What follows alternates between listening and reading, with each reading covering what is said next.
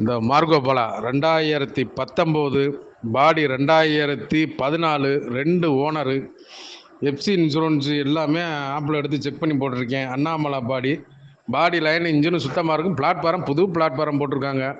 Oil service Greece packing மணி door ஏறாருன்னு பர்றாருன்னு அனைத்துமே இருக்குது.